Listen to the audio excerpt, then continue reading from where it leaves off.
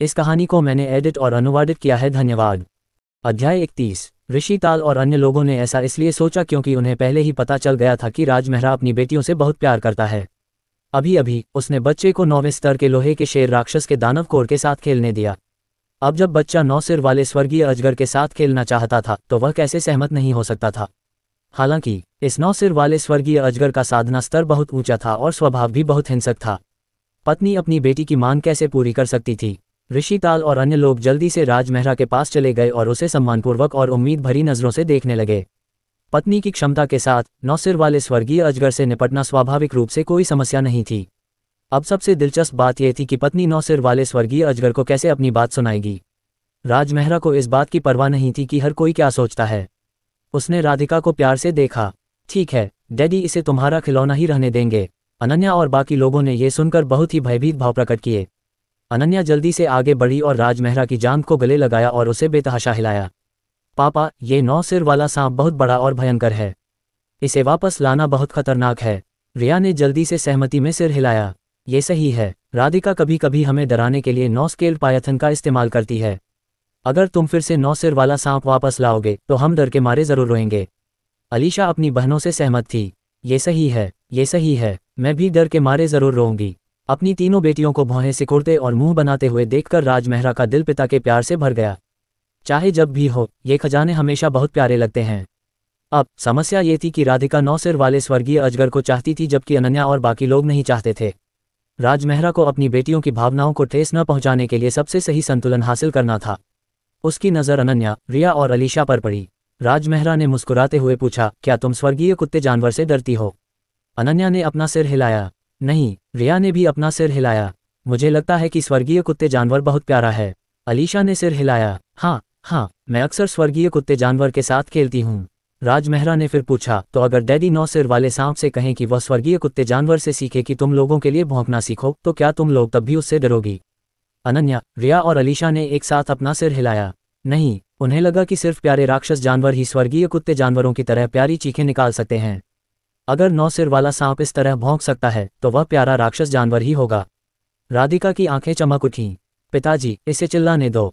ठीक है। राजमहरा ने मुड़कर 9 सिर वाले स्वर्गीय अजगर से कहा, यहाँ आओ और स्वर्गीय कुत्ते जानवर की चीखें सीखो। ग्रैंडमास्टर स्तर की जानवर वश में करने की प्रतिभा तीसरे दर्जे से नीचे के महान राक्षस जानवर पर बेहद कारगर थी। राजमहरा की एक नज़र 9 सिर वाले स्वर्गीय अजगर पर अंतहीन दबाव डाल सकती थी। यह इस हद तक था कि 9 सिर वाले स्वर्गीय अजगर की राक्षस आत्मा राजमहरा से हिल गई थी। राजमहरा के शब्द असीम विस्मय में बदल गए जिसने 9 सिर वाले स्वर्गीय अजगर की बुद्धि पर भारी असर डाला। ऐसा लगा जैसे उसने अपनी आत्मा की गहराई से राजमहरा के सामने समर्पण कर दिया हो। वाह! विशाल 9 सिर वाले स्वर्गीय अजगर की जानलेवा आभा तुरंत गायब हो गई और 9 जोड़ी आंखों ने विस्मय के भाव प्रकट किए। ये पहाड़ के बीच से तालाब में गिर गया और जल्दी से राजमहरा के पास तैर गया। ऋषि ताल और अन्य लोगों ने चौंक कर अपना मुंह खोला। इसके साथ ही 9 सिर वाला स्वर्गीय अजगर आज्ञाकारी ढंग से आगे बढ़ा। जानवरों को वश में करने की क्या शानदार प्रतिभा! जिस बात ने सभी को और भी हैरान कर दिया वह ये थी कि 9 सिर वाले स्वर्गीय अजगर ने वास्तव में राजमहरा के कहे अनुसार ही किया। चीक टिल्ड। इसने लगातार 3 बार स्वर्गीय कुत्ते जानवर की नकल की। लगभग 5000 वर्षों तक साधना करने के बाद इस 9 सिर वाले स्वर्गीय अजगर ने अनगिनत स्वर्गीय कुत्ते जानवरों को खा लिया था, इसलिए इसने इसे बहुत अच्छी तरह से सीख लिया। अनन्या, रिया और अलीशा पहले तो दंग रह गईं, फिर जोर से हंसने लगीं। हाँ, ये बहुत मज़ेदार है। ये वास्तव में स्वर्गीय कुत्ते जानवर की तरह भौंकना जानता है। मुझे इससे बिल्कुल भी डर नहीं लगता। पिताजी, मुझे लगता है कि यह वास्तव में प्यारा है। तीनों बहनों को 9 सिर वाले स्वर्गीय अजगर के प्रति अपना रवैया बदलते देख राधिका ने खुशी से ताली बजाई। राजमहरा ने खुद पर मुस्कुराया। उसने आखिरकार इस समस्या को पूरी तरह से हल कर लिया था। जब उन्होंने राजमहरा को एक चाल से बच्चों के बीच संघर्ष को सुलझाते देखा तो ऋषि ताल और बाकी लोग और भी प्रभावित हुए। इस बार राजमहरा की चाल ने न केवल उनकी शक्तिशाली जानवर वश में करने की क्षमता को दर्शाया बल्कि एक पिता के रूप में उनकी बुद्धिमत्ता को भी प्रकट किया। उत्तरी रहस्यवादी स्वर्ग की पत्नी एक असाधारण व्यक्ति बनने के लिए किस्मत में है। ऋषि ताल और बाकी लोगों ने अपने दिलों में समान भावनाओं के साथ आह भरी। पिताजी, इसका नाम क्या है? अनन्या और बाकी लोगों ने एक साथ पूछा। इसे 9 सिर वाला स्वर्गीय अजगर कहा जाता है। राजमहरा मुस्कुराए। राधिका ने प्रत्याशा के साथ पूछा, क्या मैं इसे लिटिल 9 कह सकती हूँ? आप इसे जो चाहें कह सकते हैं। राजमहरा ने 9 सिर वाले स्वर्गीय अजगर की ओर अपना हाथ बढ़ाया। अपने शरीर को सबसे छोटे में बदल लें। उनके ज्ञान के अनुसार महान राक्षस जानवर स्तर पर 9 सिर वाला स्वर्गीय अजगर स्वतंत्र रूप से अपने शरीर को छोटा कर सकता है। उसके सामने 9 सिर वाला स्वर्गीय अजगर बहुत बड़ा था। अगर वह उसे क्रिस्टल पैलेस में वापस लाता तो शायद वह नौकरों के झुंड को डरा देता। इसे छोटा करना बेहतर था, कम से कम अधिक प्यारा दिखने के लिए। 9 सिर वाले स्वर्गीय अजगर के 9 सिर एक ही समय में सिर हिलाते हैं। एक अजीब मिट्टी की पीली रोशनी चमकती है और यह एक हथेली के आकार का हो जाता है। राजमहरा राधिका और दूसरों को देखकर मुस्कुराए। अब आप इसके साथ खुलकर खेल सकते हैं। ये बहुत बढ़िया है। छोटी लड़कियां बहुत खुश थीं। हथेली के आकार के 9 सिर वाले स्वर्गीय अजगर को देखकर उन्हें लगा कि यह वास्तव में प्यारा है। फिर छोटी लड़कियों ने लिटिल नाइन और लिटिल नाइन कहा और 9 सिर वाले स्वर्गीय अजगर के साथ खुशी से खेला। ऋषि ताल और बाकी लोगों ने ये दृश्य देखा और राजमहरा से पूरी तरह प्रभावित हुए। राजमहरा निश्चित रूप से पहले व्यक्ति थे जिन्होंने लेवल 2 के महान राक्षस जानवर 9 सिर वाले स्वर्गीय अजगर को इस तरह से बच्चों के खेलने के लिए दिया। उन्होंने सोचा कि रहस्यवादी क्षेत्र कितने सीमित समय के लिए खुला रहेगा और पहाड़ पर अज्ञात खजाने कैसे हो सकते हैं। ऋषि ताल और अन्य लोगों ने खजाने की खोज के लिए पहाड़ पर चढ़ना जारी रखने का फैसला किया। गड़गड़ाहट। इससे पहले कि वे कुछ और कदम उठा पाते, ऊंचा पहाड़ अचानक कांप उठा, मानो भूकंप आ गया हो। इस बार पहाड़ एक दृश्यमान गति से बिखर गया। भयानक चट्टानें ज्वार की तरह नीचे गिरीं, जिससे पूरा रहस्यवादी क्षेत्र हिल गया। अरे, रहस्यवादी क्षेत्र ढहने वाला है। अनुभवी ऋषि ताल और अन्य लोगों ने एक नज़र में खतरे को भांप लिया। सभी रहस्यवादी क्षेत्र ढह नहीं सकते। एक बार ऐसा होने पर नुकसान असहनीय हो जाएगा। यह विशेष रूप से उनके सामने वाले बड़े पैमाने के रहस्यमय क्षेत्र के लिए था। यदि वे समय पर नहीं भागते तो वे निश्चित रूप से मर जाते। ऋषि ताल ने अनुमान लगाया कि 9 सिर वाला स्वर्गीय अजगर संभवतः इस रहस्यमय क्षेत्र का अदृश्य स्तंभ था। अब जब इसे दबा दिया गया है और छोटा कर दिया गया है तो ये रहस्यमय क्षेत्र को ढहा सकता है। सोचने का समय नहीं था। भागो! ऋषि ताल ने दहाड़ लगाई और अपने शिष्यों के साथ भाग गया। अनन्या और बाकी लोग तुरंत राजमहरा के पास लौट आए। चारों छोटी लड़कियां राजमहरा के करीब चिपक गईं। पिताजी, ये बहुत खतरनाक है। चलो हम भी चलते हैं। अलीशा ने सीता को कुछ ही दूरी पर देखा। उसने जल्दी से कहा, पिताजी, क्या वह आंटी बिना किसी की मदद के मर जाएगी? रिया ने बुदबुदाया, वह हमसे भी कमजोर लग रही है। अनन्या ने सिर हिलाया, हाँ, वह गंभीर रूप से घायल है। चिंता मत करो, वह मरेगी नहीं। राजमहरा का ऐसे ही चले जाने का कोई इरादा नहीं था। बच्चों को देखते हुए उसे स्वाभाविक रूप से अंत तक एक अच्छा इंसान बने रहना था। मेरे पास आओ। राजमहरा ने लापरवाही से सीता की ओर देखा। हाँ, सीता बिना सोचे समझे राजमहरा के पास आ गई। जैसे ही वह पास आए, उसे एहसास हुआ कि वह एक बिल्कुल नई दुनिया में आ गई है। रहस्यमय क्षेत्र चाहे कितना भी अशांत क्यों न हो, यह उसके शरीर को बिल्कुल भी नुकसान नहीं पहुंचा सकता था। इस बीच इस समय गुप्त क्षेत्र पूरी तरह से बिखर गया। ऊंचे पहाड़, जंगल और पेड़ एक विशाल भंवर में गिर गए थे क्योंकि वे जोरदार धमाके के बीच राजमहरा की तरफ गिर रहे थे। ऋषिताल और अन्य लोग, जो सैकड़ों किलोमीटर दूर भाग चुके थे, शोर सुनकर जल्दी से पीछे मुड़े। उन्होंने धूल के बीच आसमान में एक बड़ी चट्टान को देखा। एक सफ़ेद कपड़े पहने आदमी 4 बच्चों और एक महिला के साथ तूफान के बीच में खड़ा था। अध्याय 32। इस दृश्य ने ऋषिताल और अन्य लोगों को पूरी तरह से अवाक कर दिया। एक ढहते रहस्यवादी क्षेत्र का इतनी शांति से सामना करने की क्षमता किसी में कितनी होनी चाहिए? क्या ये चमत्कार था? पत्नी वास्तव में एक जादुई अस्तित्व थी जो प्राचीन काल से शायद ही कभी देखी गई हो। अत्यंत विस्मय के साथ ऋषिताल और अन्य लोग चुपचाप 10,000 जानवरों की पर्वत श्रृंखला से चले गए। 10,000 जानवरों की पर्वत श्रृंखला की इस यात्रा के दौरान वे पत्नी से पूरी तरह प्रभावित हुए थे। राजमहरा द्वारा लाई गई सुरक्षा की भावना को महसूस करने के बाद सीता भी बेहद हैरान थी। उसने अपना सिर उठाया और चुपके से राजमहरा के बेहद खूबसूरत चेहरे को देखा। सीता का दिल तुरंत प्रशंसा और आराधना से भर गया। हर महिला जिस आदमी का सपना देखती है वह उसके जैसा होना चाहिए। चलो चलते हैं, राजमहरा ने शांति से कहा। उसके हाथ की एक लहर के साथ एक रहस्यमय तूफान आया और सभी को 10,000 जानवरों की पर्वत श्रृंखला के बाहर ले आया। रात के आसमान के नीचे हरे पंखों वाले उड़ते हुए पक्षी की जेड गाड़ी कुछ ही दूरी पर रुकी। जैसे ही राजमहरा अपनी 4 बेटियों को गाड़ी में बैठाने वाले थे, एक आकृति सड़क के किनारे से बाहर निकली। एक सफ़ेद बालों वाले बूढ़े व्यक्ति ने सीता को उत्साह से देखा। मिस, जो व्यक्ति आया था वह मलिंग परिवार का पुराना बटलर श्यामपाल था। चाचा श्याम, आप यहाँ क्यों हैं? सीता को लगा कि कुछ गड़बड़ है। श्यामपाल ने जोर से सांस ली और अचानक उसके चेहरे पर आंसू बहने लगे। उसने सीता का हाथ पकड़ लिया। मिस, हमारा परिवार मुसीबत में है। चाचा श्याम, चिंता मत करो, जल्दी बताओ क्या हुआ? सीता के चेहरे पर चिंता की लकीरें थीं। फिर श्यामपाल ने सच बता दिया। ये पता चला कि 3 दिन पहले जब सीता मलिंग कबीले को छोड़कर 10,000 जानवरों की पर्वत श्रृंखला की ओर चली गई तो महान सिंधु साम्राज्य के प्रथम लेफ्टिनेंट सुभाषजीत विवाह का प्रस्ताव लेकर मालिंग कबीले के पास आए। सुभाषजीत ने सार्वजनिक रूप से घोषणा की थी कि वह सीता और मालिंग परिवार की नीच स्थिति का तिरस्कार नहीं करते हैं और सीता को जित परिवार में प्रवेश करने और अपने दूसरे बेटे की पत्नी बनने के लिए तैयार हैं। महान सिंधु साम्राज्य में हर कोई इस बारे में जानता था। सुभाषजीत का दूसरा बेटा एक मानसिक बीमारी के साथ पैदा हुआ था, जिससे वह अपने दैनिक मामलों को भी प्रबंधित करने में असमर्थ था। अगर वह उससे शादी करती है तो यह मौत से भी बदतर होगा। सीता के पिता ने तुरंत कहा कि वह इस शादी के लिए कभी सहमत नहीं होंगे। सुभाषजीत ने उनके लिए चीज़ों को मुश्किल बनाने का अवसर लिया। उन्होंने कहा कि मालिंग परिवार ने प्रथम लेफ्टिनेंट को अपमानित किया है और उनका अपराध अक्षम्य है। उसने तुरंत किसी को आदेश दिया कि सीता के पिता को पीटा जाए और उसे गिरफ्तार कर लिया जाए। मलिंग कबीले के सभी प्रत्यक्ष वंशज भी विभिन्न कारणों से पकड़े गए। बूढ़ा बटलर श्यामपाल जानता था कि सीता 10,000 जानवरों की पर्वत श्रृंखला की ओर जा रही है, इसलिए वह जल्दी से जल्दी वहां पहुंचा और उसे तुरंत खबर बताना चाहता था। श्यामपाल की बातें सुनकर सीता का शरीर गुस्से से कांप उठा।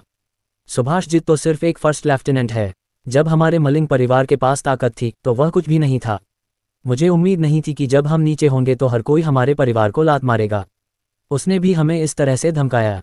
सीता ने दांत पीसते हुए दृढ़ता से कहा, चाचा श्याम, चिंता मत करो, हमारा परिवार ठीक रहेगा। लेकिन श्यामपाल ने असहाय होकर आह भरी। मलिंग परिवार की मार्शल आर्ट विरासत खत्म हो रही थी। सीता जैसी उत्कृष्ट महिला को पाना उनके लिए आसान नहीं था, लेकिन उसने रातों रात अपनी आध्यात्मिक जड़ खो दी।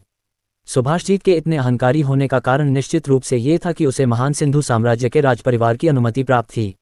अब भगवान भी मलिंग परिवार की मदद नहीं कर सकते थे। सीता ने पहले ही दीर्घायु पुष्प का सेवन कर लिया था और उसे स्पष्ट रूप से महसूस हो रहा था कि उसकी खोई हुई प्रतिभा तेजी से ठीक हो रही है। उसे विश्वास था कि वह मलिंग परिवार को संकट से बचा सकती है। फिर उसने आगे कुछ नहीं बताया। वह पलटी और राजमहरा को सम्मानपूर्वक प्रणाम किया। मुझे बार बार खतरे से बचाने के लिए धन्यवाद पत्नी। जब मैं वापस आऊंगी तो निश्चित रूप से आपके लिए एक सुनहरा शरीर बनाऊंगी और अपना आभार प्रकट करने के लिए धूप जलाऊंगी। अपनी बात समाप्त करने के बाद वह खड़ी हुई और दृढ़ निश्चय के साथ महान सिंधु साम्राज्य की ओर चल पड़ी। श्यामपाल कांप उठा और उसने आश्चर्य से राजमहरा को देखा। युवा मालकिन ने उसे कंसोर्ट कहा, जबकि नॉर्थ मिस्टिक हेवन और क्रिम्सन निम्बस हेवन में सिर्फ एक महारानी है। क्या वह उसका पति हो सकता है? जब उसने ये सोचा तो श्यामपाल का खून खौल उठा। मिस के लिए नॉर्थ मिस्टिक हेवन के कंसोर्ट से मिलना निश्चित रूप से भगवान द्वारा दिया गया एक शानदार अवसर है। मिस के हाव भाव से उस स्थिति को पलटने का बहुत भरोसा होना चाहिए। ये नॉर्थ मिस्टिक हेवन के कंसोर्ट से संबंधित होना चाहिए। श्यामपाल ने जल्दी से जमीन पर घुटने टेके और झुककर प्रणाम किया। नमस्कार कंसोर्ट, मैं आपकी लंबी उम्र और अनंत आशीर्वाद की कामना करता हूँ। ये कहते हुए वह मुड़ा और चेहरे पर विस्मय के भाव के साथ सीता का पीछा किया। अनन्या और बाकी लोगों ने सीता और श्यामपाल को विचार में डूबे हुए जाते हुए देखा। अनन्या ने पूछा, पिताजी, क्या वह आंटी अपने परिवार में इतना बड़ा मामला सुलझा सकती है? हाँ, राजमहरा ने सिर हिलाया। अपने पिछले जीवन में पढ़े उपन्यासों के अनुसार सीता एक धन्य महिला थी। दीर्घायु पुष्प प्राप्त करने के बाद वह निश्चित रूप से तेजी से बढ़ेगी। यह अच्छा है, अन्यथा आंटी बहुत दयनीय हो जाएंगी, अनन्या ने राहत भरी आवाज में कहा। रिया मुस्कुराई, अपने दो प्यारे डिंपल दिखाते हुए। वह डैडी से टकरा गई। इसे ही वे अच्छे कर्म कहते हैं। राजमहरा ने प्यार से उसके चेहरे पर अपनी उंगली फेरी। रिया, तुम बहुत अच्छी बोलती हो। ही रिया बहुत खुश थी। फिर राजमहरा अपनी बेटियों को जैद गाड़ी में ले आए। इस बार वे शराब पीने और दिल खोलकर खेलने से भरे हुए थे। बच्चों को तुरंत घर जाने की कोई जल्दी नहीं थी। इस वजह से राजमहरा ने दिव्य मूवमेंट ब्रेसलेट का इस्तेमाल नहीं किया। इसके बजाय उसने 4 हरे पंखों वाले पक्षियों को जैद गाड़ी के साथ आकाश में उड़ने के लिए कहा। लगभग 2 घंटे बाद जैद गाड़ी में एक तीखी राक्षसी आभा उमड़ पड़ी। राजमहरा ने जल्दी से अपना हाथ हिलाया और अपनी असली ऊर्जा का इस्तेमाल करके इस अप्रिय गंध को उड़ा दिया। उसी समय अनगिनत लपटें आसमान में उठीं। हत्या की चीखें और तीखी चीखें आकाश और पृथ्वी में गूंज उठीं। अनन्या और बाकी लोगों को एक ही समय में बहुत बेचैनी महसूस हुई और उन्होंने राजमहरा को कसकर गले लगा लिया।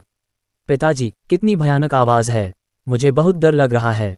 यहाँ तक कि नौसिर वाला स्वर्गीय अजगर जो पहले बच्चों के साथ खेल रहा था बेचैन हो गया। नौसिर जल्दी से सामने की ओर मुड़े और आग की लपटों को देखा। डरो मत, डैडी यहाँ हैं, सब ठीक है। राजमहरा ने जल्दी से एक ध्वनिरोधी संरचना बनाई ताकि ये भयानक आवाज़ें उनकी बेटियों के कानों में न घुसें। हालांकि युद्ध और नरसंहार ऐसे अनुभव थे जिनका उन्हें सामना करना था। राजमहरा उन्हें इतनी जल्दी दुनिया के अंधेरे पक्ष के संपर्क में नहीं आने देंगे। वे अभी भी युवा थे और उनके दिलों में धूप और प्यार भरा होना चाहिए।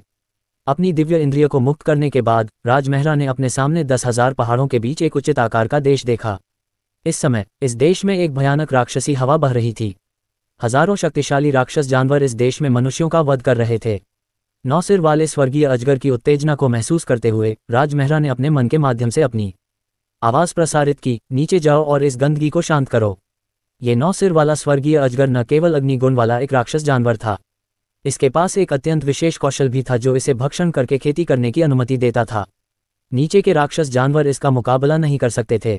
9 सिर वाले स्वर्गीय अजगर को आदेश मिलने के बाद वह तुरंत घाटी में शहर की ओर उड़ गया। अध्याय 33। बच्चों, डैडी तुम लोगों को एक मजेदार कहानी सुनाएंगे। राजमहरा ने अपनी चारों बेटियों को प्यार से देखा। आज रात राक्षस जानवरों की लहर ने उसे बहुत अजीब महसूस कराया। उसे लग रहा था कि यह मामला शायद सरल नहीं है, इसलिए वह यहाँ कुछ और देर रुकना चाहता था और 9 सिर वाले स्वर्गीय अजगर द्वारा नीचे की हलचल को शांत करने के बाद स्थिति के बारे में पूछना चाहता था। सबसे महत्वपूर्ण बात, वह नहीं चाहता था कि बच्चे सभी प्रकार की हत्याओं को देखें। ठीक है, चारों छोटी लड़कियों ने खुशी से ताली बजाई और अपना ध्यान राजमहरा की कहानी पर केंद्रित किया। इस समय 9 पूंछ वाले राज्य में राजा मानसिंह और 50,000 शीर्षकुलीन योद्धा राक्षस जानवरों के साथ एक भयंकर युद्ध में उलझे हुए थे। अरे, ये राक्षस जानवर कहाँ से आए? उन्होंने अचानक मेरे देश पर हमला क्यों किया?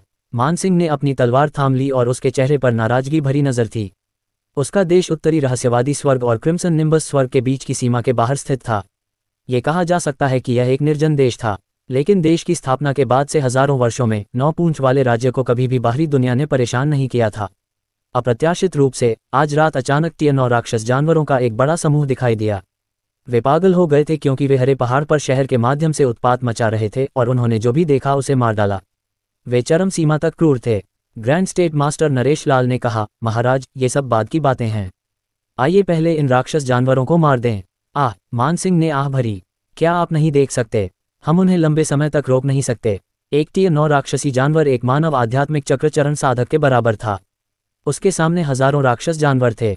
भले ही पूरा 9 पूंछ वाला साम्राज्य सब कुछ त्याग दे, वे रहस्यवादी क्षेत्र से नीचे केवल 50,000 कुलीन लोगों का उत्पादन कर सकते थे। एक आध्यात्मिक चक्र चरण साधक सैकड़ों रहस्यवादी चरण साधकों से निपटने के लिए पर्याप्त था। रहस्यवादी चरण से नीचे के लोगों की तो बात ही छोड़िए। वे कैसे जीत सकते थे? नरेश लाल असहाय दिख रहे थे। शायद वे आज रात विपत्ति से बच नहीं पाएंगे। धमाका! जैसे ही वे असहाय महसूस कर रहे थे, एक विशाल काली आकृति आसमान से उतरी। मानसिंह और अन्य लोगों ने ऊपर देखा और देखा कि शहर के केंद्र में एक 9 सिर वाला सांप दानव हजारों फीट लंबा दिखाई दे रहा था। हिस! 9 सिर वाला स्वर्गीय अजगर! हे भगवान, यहाँ तक कि ऐसा महान राक्षस जानवर भी दिखाई दिया है। हमारा देश नष्ट होने वाला है। 9 सिर वाले स्वर्गीय अजगर के असली रूप को स्पष्ट रूप से देखने के बाद 9 पूंछ वाले देश की तीनों सेनाओं में चीख पुकार मच गई। 1009वीं रैंक के राक्षस जानवरों ने पहले ही पूरे 9 पूंछ वाले राज्य को बेहद खतरनाक स्थिति में डाल दिया था। अब एक 9 सिर वाला स्वर्गीय अजगर कहीं से प्रकट हो गया था। लानत है, उनका देश नष्ट होने वाला था। जिस समय सभी लोग हताश और असहाय थे, वे 9 सिर वाले स्वर्गीय अजगर को आसपास के राक्षस जानवरों पर हमला करते देखकर चौंक गए। उसके 9 सिरों ने अपने भयंकर मुंह खोले और आसपास के सभी राक्षस जानवरों को बेतहाशा निगल लिया। उसी समय उसने अपने मुंह से भयानक लपटें उगल दी, जिसने उन राक्षस जानवरों को जलाकर राख कर दिया। जल्द ही स्थिति पूरी तरह से उलट गई। 9 सिर वाले स्वर्गीय अजगर द्वारा सैकड़ों राक्षस जानवरों को निगलने के बाद उसका शरीर और भी बड़ा हो गया और उसकी मारक शक्ति भी तेजी से बढ़ गई। भागने के लिए तैयार राक्षस जानवर जल्दी ही उसके कब्जे में आ गए। वे या तो निगल लिए गए या उसके 9 विशाल सांप की पूंछों से मांस के पेस्ट में कुचल दिए गए। हम ऐसे ही जीत गए। मानसिंह हैरान हो गया। दूसरी ओर नरेश लाल के चेहरे पर एक पवित्र और श्रद्धापूर्ण भाव था। हमारे राज्य को बचाने के लिए वास्तव में एक दिव्य जानवर स्वर्ग से उतरा है। 9 सिर वाले स्वर्गीय अजगर का विशाल शरीर चांदनी के नीचे आकाश से उतरने वाले एक विशाल दिव्य जानवर की तरह था। इस समय 9 पूंछ वाले राज्य में हर कोई जमीन पर घुटने टेकना चाहता था और 3 बार उसे प्रणाम करना चाहता था। आकाश में 4 हरे पंखों वाले पक्षियों के खींचने के तहत एक शानदार जेड गाड़ी धीरे धीरे उतरी। जेड गाड़ी चमकदार और भव्य थी और यहाँ तक कि अंधेरे आकाश को भी रोशन कर रही थी। ये कौन है? मानसिंह, नरेश लाल और अन्य लोग जेड गाड़ी को घबराहट से देख रहे थे। अभी अभी जो लड़ाई हुई थी वह बहुत ही चौंकाने वाली थी, इसलिए वे ये सोचने में असमर्थ थे कि यह जेड गाड़ी कहाँ से आई है। जेड गाड़ी के उतरने के बाद राजमहरा धीरे धीरे अनन्या और अन्य लोगों के साथ बाहर चले गए। ये केवल इस क्षण था कि नरेश लाल, जो कि अचंभित था, को अचानक एहसास हुआ, यह उत्तरी रहस्यवादी स्वर्ग की पत्नी है। मानसिंह चौंक गया। ग्रैंड स्टेट मास्टर, आप उत्तरी रहस्यवादी स्वर्ग की पत्नी को कैसे जानते हैं? नरेश लाल ने विश्लेषण किया। यह जेड गाड़ी विशेष रूप से उत्तरी रहस्यवादी स्वर्ग के शाही परिवार द्वारा उपयोग की जाती है। यह अफवाह है कि महारानी रहस्यवादी बर्फ की 4 बेटियां हैं। इसके अलावा हमारे सामने ये युवा मास्टर सुंदर है और एक असाधारण आभा है। उत्तरी रहस्यवादी स्वर्ग की पत्नी के अलावा यह और कौन हो सकता है? मैं समझ गया। मानसिंह बहुत खुश हुआ। ऐसा लगता है कि इस भयानक 9 सिर वाले स्वर्गीय अजगर को उत्तरी रहस्यवादी स्वर्ग की पत्नी ने 9 पूंछ वाले राज्य को बचाने के लिए भेजा था। मानसिंह नरेश लाल को लेकर आया और जल्दी से राजमहरा का अभिवादन किया। नौ पूंछ वाले राज्य के राजा Mansingh, grand state master Naresh Lal उत्तरी रहस्यवादी स्वर्ग की पत्नी का अभिवादन करते हैं। इस समय नौ सिर वाला स्वर्गीय अजगर, जो अभी अभी एक देश को दबा रहा था, हथेली के आकार के एक छोटे से सांप में बदल गया और आज्ञाकारी रूप से राजमहरा की तरफ लौट आया। मानसिंह और अन्य लोग और भी अधिक विस्मय में थे। उत्तरी रहस्यवादी स्वर्ग की पत्नी वास्तव में एक देवता थी। राजमहरा ने अभिवादन के रूप में सिर हिलाया और फिर पूछा, इन राक्षस जानवरों ने अचानक नौ पूंछ वाले राज्य पर हमला क्यों किया? मानसिंह और नरेश लाल ने एक दूसरे को निराशा में देखा। हमें इसके बारे में नहीं पता। दहाड़ जैसे ही उसने बोलना समाप्त किया, राजमहरा के पीछे आसमान से अचानक एक भयानक जानलेवा आभा फूट पड़ी। एक काली छाया जिसने आकाश और पृथ्वी को धुंधला कर दिया, चांदनी के नीचे भयंकर रूप से आगे बढ़ी। सभी ने अपनी आंखें केंद्रित की और देखा कि यह विशाल पंखों वाला एक क्रिम्सन वेल दानव जानवर था। इससे भी अधिक भयानक ये था कि क्रिम्सन वेल की सुनहरी आंखों में 3 लाल प्रभामंडल चमक रहे थे। एक तीसरे चरण का महान राक्षस जानवर। मानसिंह और अन्य लोग मदद नहीं कर सके, लेकिन हौंफने लगे। क्रिम्सन वेल की हत्या की मंशा को भांपते हुए नौसिर वाला स्वर्गीय अजगर जल्दी से अपने मुख्य शरीर में वापस आया और आगे बढ़ा। धमाका, टक्कर की भारी आवाज ने पूरे 9 पूंछ वाले साम्राज्य को हिलाकर रख दिया। क्रिम्सन वेल की रैंक न केवल 9 सिर वाले स्वर्गीय अजगर से अधिक थी, बल्कि उसका शरीर भी उससे 2 गुना बड़ा था। इस तरह की आमने सामने की टक्कर में 9 सिर वाले स्वर्गीय अजगर का उससे कोई मुकाबला नहीं था। 9 सिर वाला स्वर्गीय अजगर क्रिम्सन वेल के प्रभाव में जल्दी से जमीन पर गिर गया और 3 किलोमीटर के भीतर का क्षेत्र अस्त व्यस्त हो गया। क्रिम्सन वेल को उत्तेजित करने के बाद उसका स्वभाव और भी अधिक हिंसक और क्रूर हो गया। एक भयानक खूनी रोशनी उसके शरीर के चारों ओर घूम गई और वह राजमहरा की ओर दौड़ी। उसे स्पष्ट रूप से पता था कि भीड़ की रीढ़ कौन है। स्तर 3 के महान दानव की बुद्धि पहले से ही एक नश्वर के बराबर है। ऐसा लगता है कि अगर मैं कुछ चीज़ों को समझना चाहता हूं तो मैं इससे ही शुरुआत कर सकता हूं। जब राजमहरा ने यह सोचा तो उसने लापरवाही से दूर से एक लंबी तलवार पकड़ ली। वह आसमान में उड़ गया। ऐसा लग रहा था जैसे वह किसी स्वर्ग की सीढ़ी पर कदम रख रहा हो। उसके सामने एक लाल वेल थी जो हत्या के इरादे से भरी हुई थी। उफ! एक हल्की सी आवाज आई। राजमहरा ने अपनी तलवार को एक अनाड़ी तलवार की चाल से उसके सीने में घोंप दिया। पूरी प्रक्रिया बेफिक्र और सहज थी और यह किसी युद्ध से अलग थी। मानसिंह और अन्य लोग चिल्लाने से खुद को रोक नहीं पाए। कॉन्सर्ट वास्तव में नश्वर दुनिया में उतरने वाले एक देवता की तरह था। फिर उन्होंने लाल वेल को एक दयनीय चीख निकालते हुए सुना। पूरी घाटी को हिलाते हुए आसमान से एक विशाल काली छाया गिरी। राजमहरा भी जमीन पर उतरे और 9 सिर वाले स्वर्गीय अजगर को लाल वेल के चारों ओर लपेटने का आदेश दिया। वर्तमान में 9 सिर वाले स्वर्गीय अजगर के लाल वेल के चारों ओर लिपटे होने के कारण हिलना तो दूर, सांस लेना भी मुश्किल था। राजमहरा ने अपनी तलवार रख दी और क्रिम्सन वेल को मानसिक संदेश भेजा। तुम लोगों ने अचानक 9 पूंछ वाले राज्य पर हमला क्यों किया? जब उसने कहा तो क्रिम्सन वेल की आवाज कांप उठी। हम 9 पूंछ वाले राज्य पर हमला नहीं कर रहे हैं, लेकिन हम 10,000 दानव साम्राज्य की सीमाओं के बाहर घात लगाने के लिए यहां से गुजर रहे हैं। अध्याय 34। 10,000 दानव साम्राज्य की सीमाओं पर घात लगाओ। राजमहरा ने अपनी आंखें सिकोड़ लीं। तुम किससे निपटने जा रहे हो? लाल वेल ने डर के मारे कहा। उत्तरी रहस्यवादी स्वर्ग की महारानी, हमें ब्लैक ईगल बैटल गॉड से 10,000 दानव साम्राज्य की सीमाओं पर सभी दिशाओं से इकट्ठा होने का आदेश मिला है। लक्ष्य ब्लैक ईगल बैटल गॉड के नेतृत्व में उत्तर रहस्यवादी स्वर्ग की महारानी पर सफलतापूर्वक घात लगाना है। मैं समझ गया। राजमहरा की निगाहें थोड़ी ठंडी थीं। अब स्थिति बहुत स्पष्ट थी। ये राक्षस जो विभिन्न स्थानों पर छिपे हुए थे, ब्लैक ईगल बैटल गॉड के आदेश पर लामबंद हो गए। वे केवल 9 पूंछ वाले साम्राज्य से गुजर रहे थे और संयोग से 9 पूंछ वाले साम्राज्य के प्रतिरोध का सामना किया और रास्ते में लोगों को मार डाला। क्या आप जानते हैं कि ब्लैक ईगल बैटल गॉड को किसने निर्देश दिया था? राजमहरा ने पूछा। क्रिम्सन वेल ने जल्दी से जवाब दिया, मुझे सच में नहीं पता। राजमहरा ने चुपचाप अपना सिर हिलाया। क्रिम्सन वेल अब उसके लिए कोई महत्व नहीं रखती थी। राजमहरा की ठंडी निगाहों को भांपते हुए क्रिम्सन वेल ने जल्दी से दया की भीख मांगी। कृपया मेरी जान बख्श दो, मैं तुम्हारे लिए काम करने को तैयार हूँ। कोई दिलचस्पी नहीं है, राजमहरा ने ठंडे स्वर में जवाब दिया। वह मुड़ा और कोमल भाव से अनन्या और दूसरों की ओर चला गया। बच्चों, क्या तुम डैडी को कोई करतब करते देखना चाहोगी? हाँ, अनन्या और बाकी लोगों ने अपनी आंखों में उत्सुकता के साथ एक स्वर में उत्तर दिया। डैडी की करतब बहुत दिलचस्प होगी। ठीक है, पहले अपनी आंखें बंद करो, राजमहरा ने मुस्कुराते हुए कहा। हाँ, चारों लड़कियों ने तुरंत अपनी आंखें बंद कर लीं। इस समय राजमहरा ने 9 सिर वाले स्वर्गीय अजगर को एक आवाज भेजी। लाल वेल को निगल जाओ। 9 सिर वाला स्वर्गीय अजगर यह सुनकर बहुत उत्साहित हुआ। अगर वह टियर 3 लाल वेल को निगल सकता है तो उसकी ताकत निश्चित रूप से बढ़ जाएगी। कोई हिचकिचाहट नहीं थी। 9 सिर वाले स्वर्गीय अजगर ने अपनी पूरी ताकत से अपने 9 मुंह खोले और उसके तीखे दांत लाल वेल के मांस में घुस गए। भयानक जहर और झुलसाने वाली लपटों ने तुरंत लाल वेल के शरीर को भर दिया। लाल व्हेल जो मूल रूप से 1000 फीट लंबी थी, बिना किसी आवाज के पिघल गई और 9 सिर वाले स्वर्गीय अजगर ने उसे निगल लिया। धमाका, एक सुनहरी रोशनी निकली। 9 सिर वाले स्वर्गीय अजगर की 9 आंखों में अचानक एक तीसरा लाल प्रभामंडल दिखाई दिया। उसके काले रंग के तराजू भी हल्के सुनहरे रंग से ढके हुए थे। उसका रूप ही भयानक और हिंसक आभा से भरा हुआ था। मानसिंह और बाकी लोग डर के मारे गहरी सांसें ले रहे थे। 9 सिर वाला स्वर्गीय अजगर जिसने लाल व्हेल को निगल लिया था, वह लाल व्हेल से स्पष्ट रूप से अधिक शक्तिशाली था। अगर इतना बड़ा राक्षस जानवर 9 पूंछ वाले साम्राज्य को उल्टना चाहता था तो ये धूल उड़ाने जितना आसान था। ये सोचते ही सभी ने फिर से राजमहरा की ओर देखा। 9 सिर वाले स्वर्गीय अजगर की तुलना में उत्तरी रहस्यवादी स्वर्ग की पत्नी और भी अधिक विस्मयकारी थी।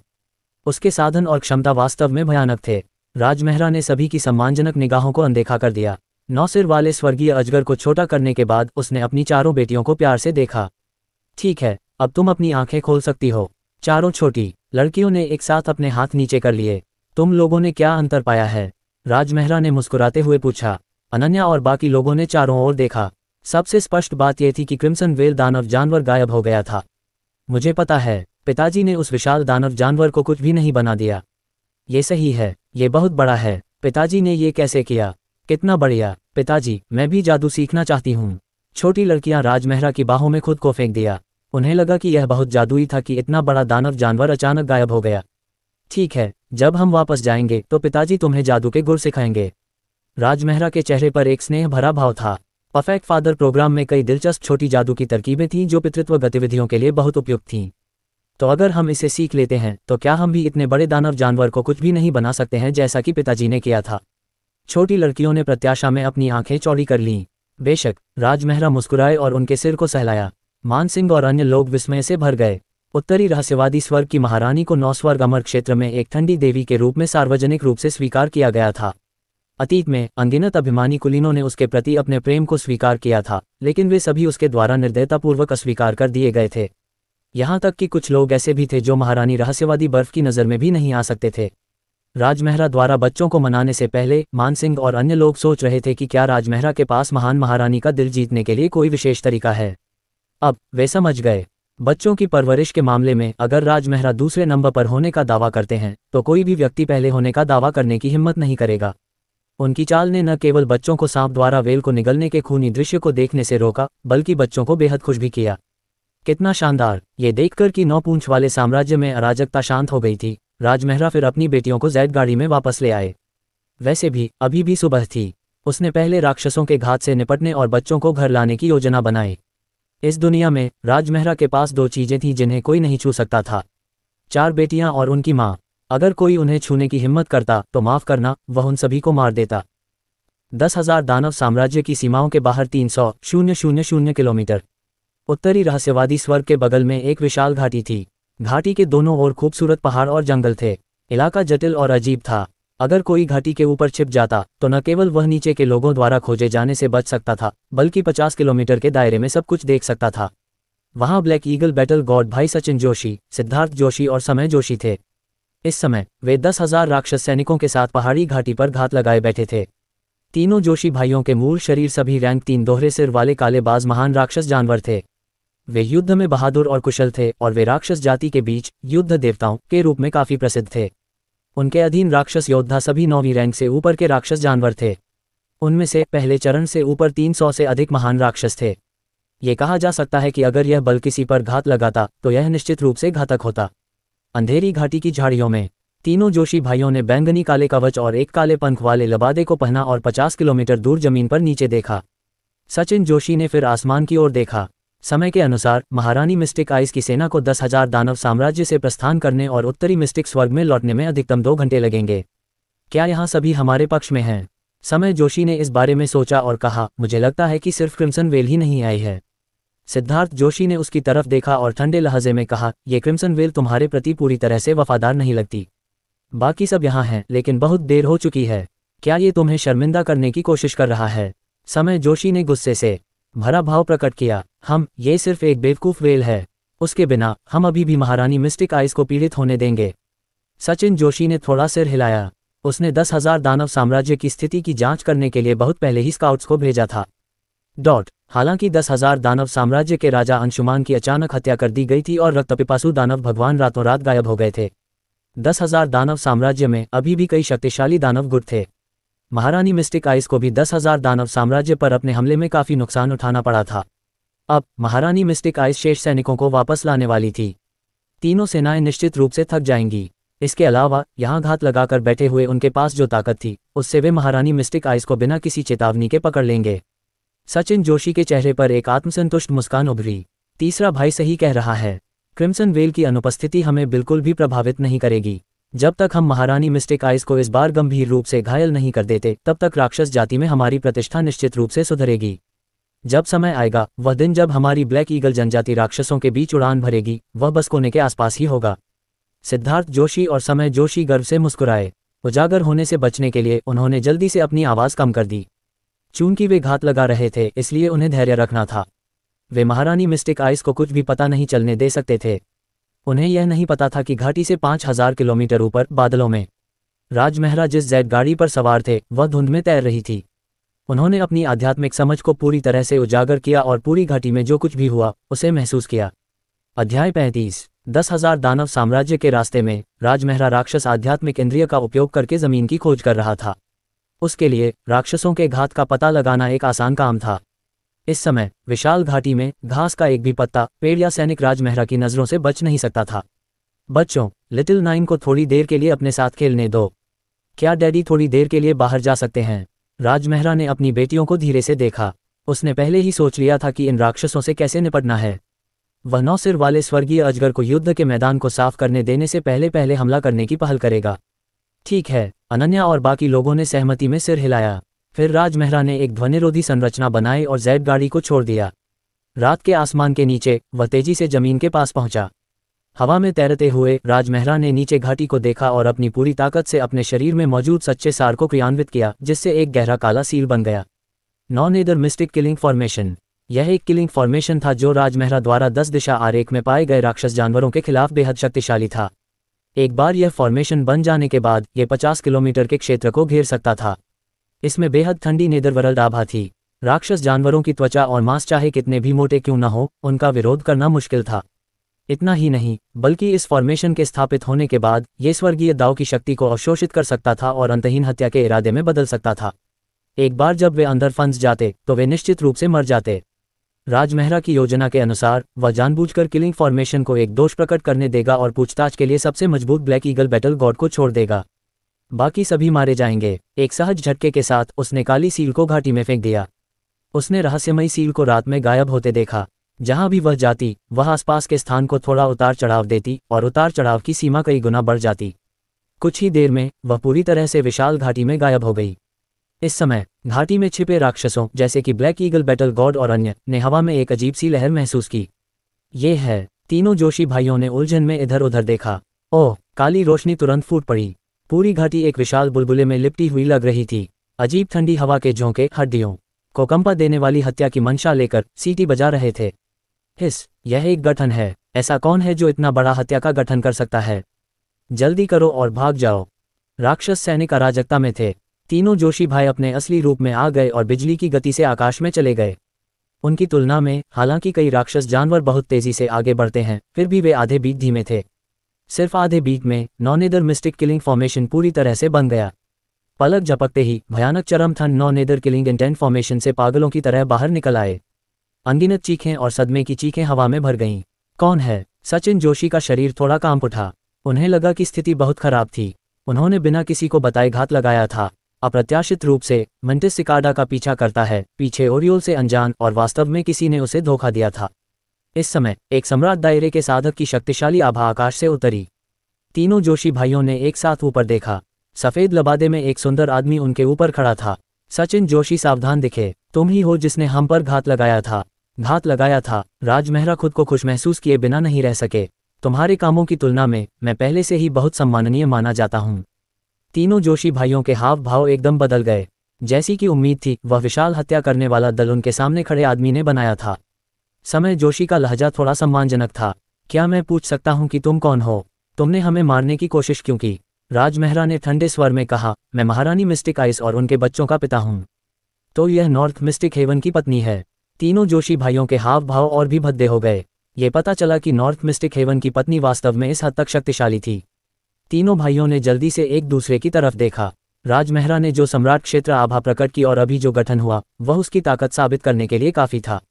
उससे पहले तीनों भाइयों के पास एक साथ हमला करके और अपनी सबसे मजबूत ताकत का उपयोग करके ही जीत का मौका हो सकता था।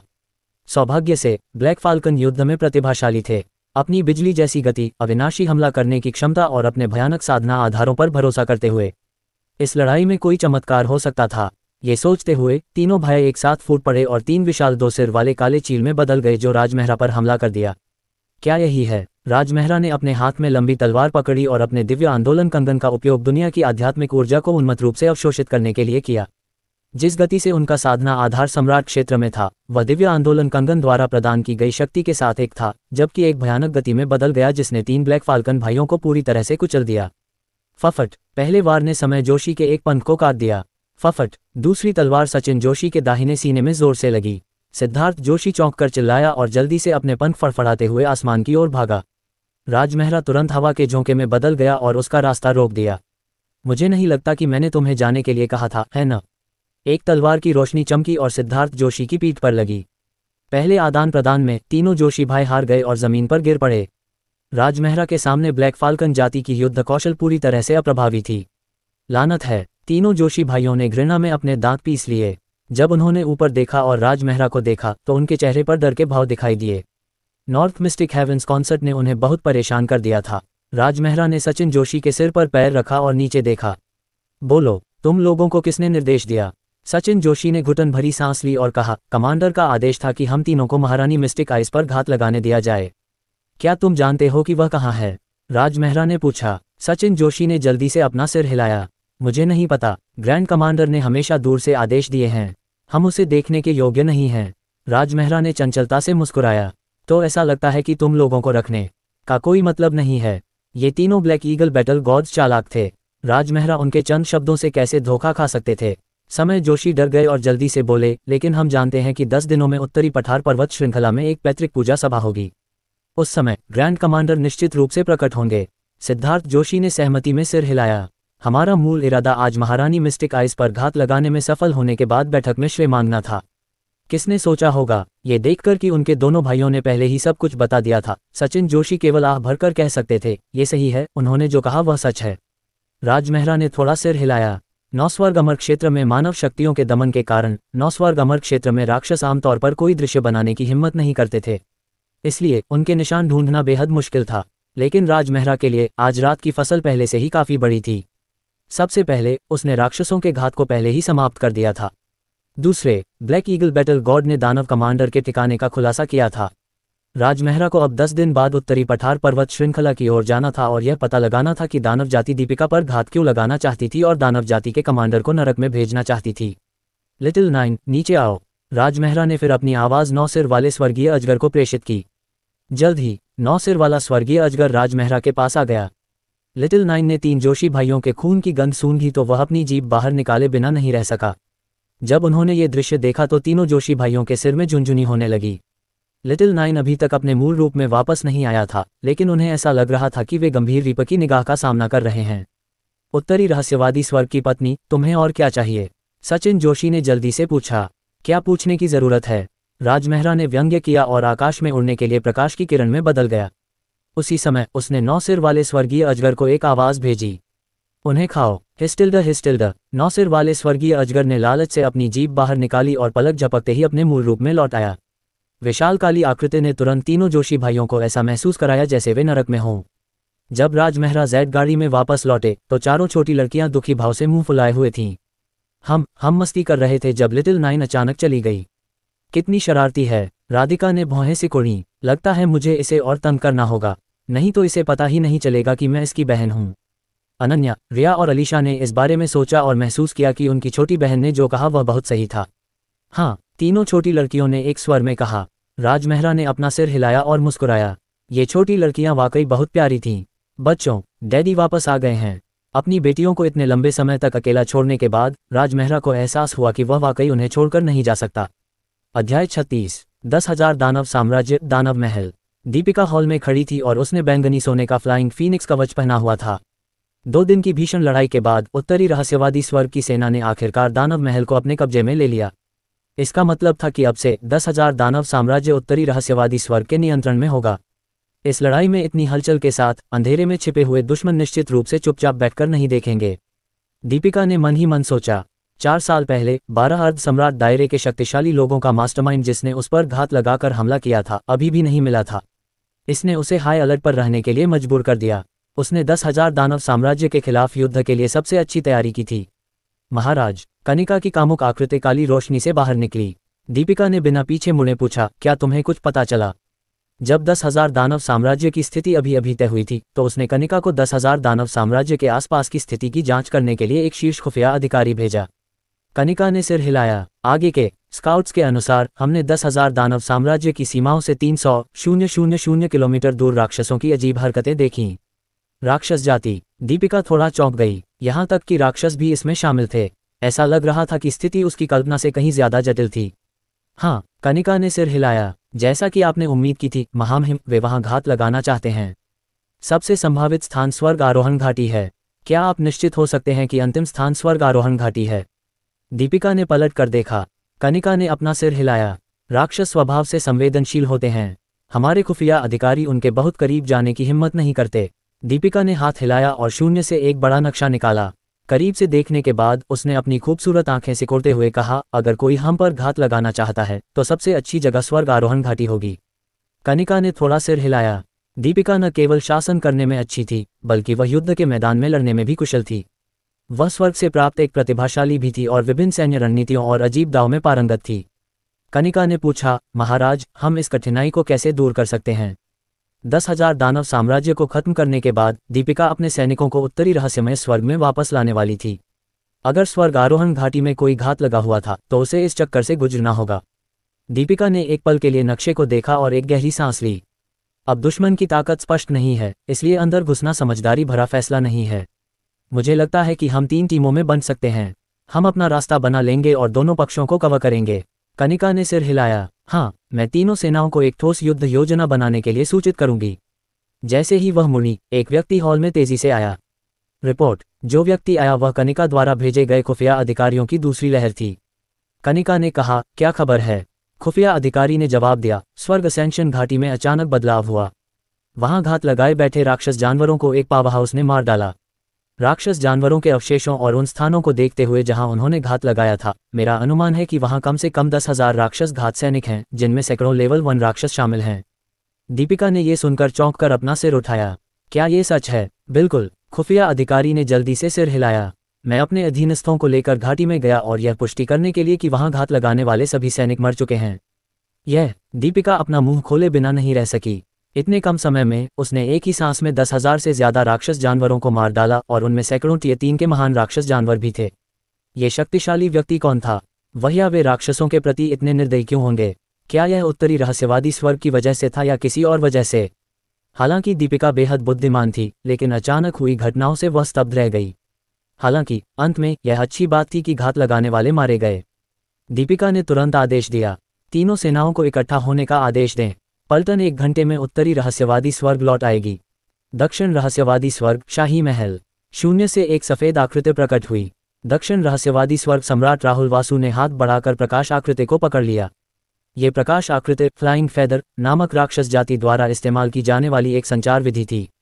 उन्होंने फ्लाइंग फेदर को खोलने के लिए आध्यात्मिक ऊर्जा की एक किरण भेजी और राहुल वासु के कानों में एक भारी संदेश भेजा गया।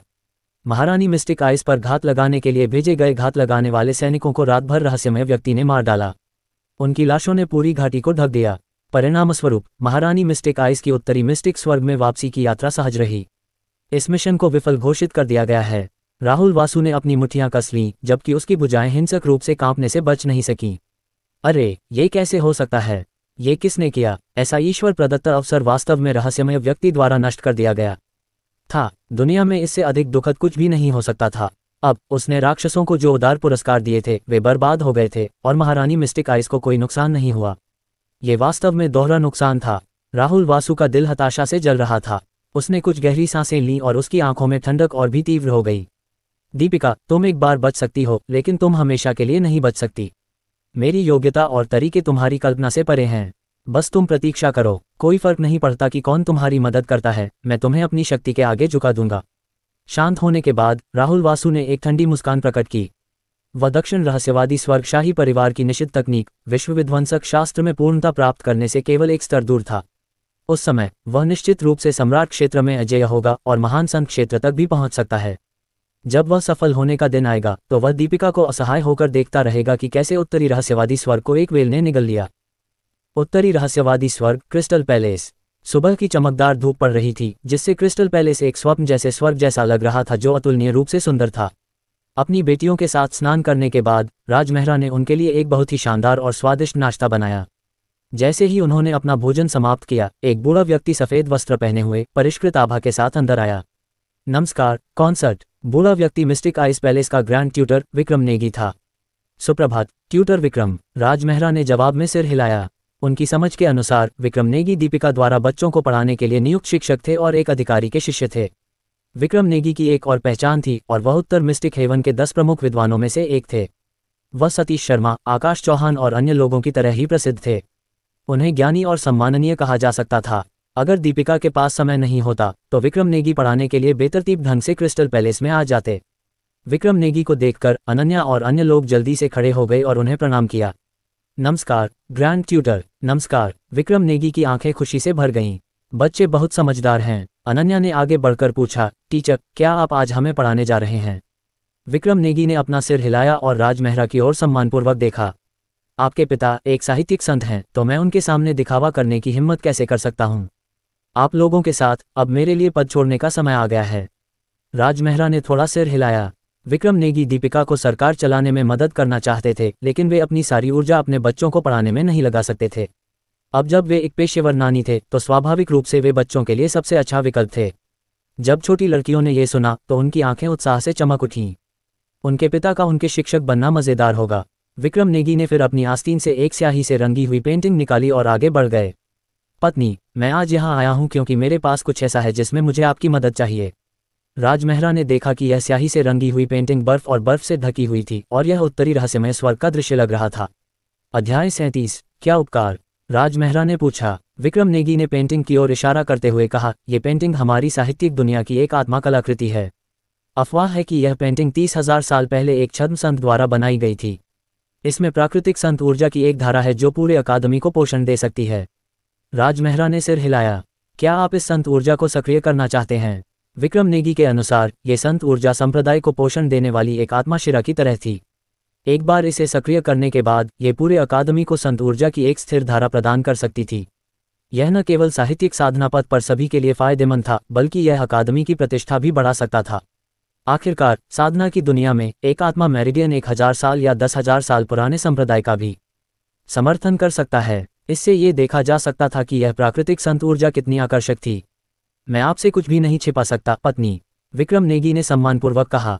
अपनी साहित्यिक प्रतिभा का परीक्षण करने के लिए उस छद्म संत ने पेंटिंग पर एक अवरोध स्थापित किया। केवल पेंटिंग की सामग्री का अनुसरण करके और सर्वोत्तम शब्दों का उपयोग करके ही इस पेंटिंग को सक्रिय किया जा सकता है।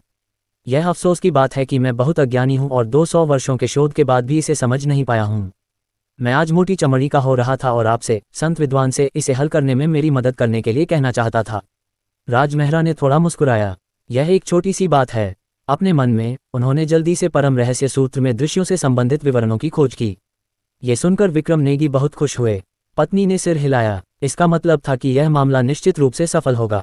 उसने अपने साथ लाया हुआ ब्रश निकाला और सम्मानपूर्वक उसे सौंप दिया। पत्नी, कृपया। राजमहरा ने ब्रश उठाया और लापरवाही से पेंटिंग पर 12 शब्द लिखे। मिस्टिक आइस एक शानदार जगह थी जहां सब कुछ बर्फ और बर्फ से ढका हुआ था। पूरी पेंटिंग अचानक एक सुनहरी रोशनी से भर गई। एक समृद्ध प्राकृतिक संत ऊर्जा हवा में 7 रंगों वाले बादलों में बदल गई। ये शक्तिशाली और शक्तिशाली था और ऐसा लग रहा था जैसे ये समय की शुरुआत से ही अस्तित्व में था। ये देखकर विक्रम नेगी बेहद उत्साहित हुए और उन्होंने राजमहरा को लगातार 3 बार प्रणाम किया। अद्भुत, सचमुच अद्भुत। पत्नी की कविता वास्तव में शानदार, शानदार और अत्यंत भव्य है, विक्रम नेगी ने कहा। महारानी ने जब पत्नी को चुना तो उनकी आंखें वाकई समझदार थीं। पत्नी इतनी प्रतिभाशाली होने के कारण महारानी ने शायद महसूस किया कि बच्चों को शिक्षित करने के लिए यह उनके लिए सबसे उपयुक्त था। बस परिस्थिति के कारण वह ये नहीं कह सकी। ऐसा लग रहा था कि उसने आज आने का सही फैसला किया है। चूंकि उसने महारानी के अनुरोध को स्वीकार कर लिया था, इसलिए उसने शिक्षक के पद से इस्तीफा दे दिया। उसने संगिनी की सहायता भी प्राप्त की और सफलतापूर्वक प्राकृतिक संत ऊर्जा प्राप्त की। ये यात्रा एक ही तीर से 2 पक्षियों को मारने जैसी थी। ये सोचते ही विक्रम नेगी ने उत्साह से पेंटिंग को थाम लिया और जाने के लिए मुड़े। उसकी इच्छा थी कि वह इस पेंटिंग को अपनी बनाई अकादमी में तुरंत टांग दे। वह पूरी अकादमी के शिष्यों को राज मेहरा के सुनहरे शब्दों की प्रशंसा करने देगा। जहां तक राज मेहरा की टेढ़ी मेढ़ी लिखावट की बात है तो उसे पूरी तरह से नज़रअंदाज किया जा सकता था।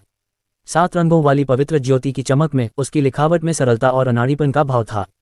विक्रम नेगी की राय में शायद एक साहित्यिक संत के स्तर पर उसके लिखे शब्द अथाह थे। विक्रम नेगी को बिना अभिवादन किए जाते देख राज मेहरा अपना सिर हिलाए और मुस्कुराए बिना नहीं रह सके। अप्रत्याशित रूप से एक सामान्य वाक्य ने विक्रम नेगी को ऐसा महसूस कराया जैसे उसे कोई खजाना मिल गया हो। अपने बच्चों को शिक्षित करने के लिए वह उसे उपहार के रूप में दे देगा। वाह, डैडी बहुत बढ़िया हैं।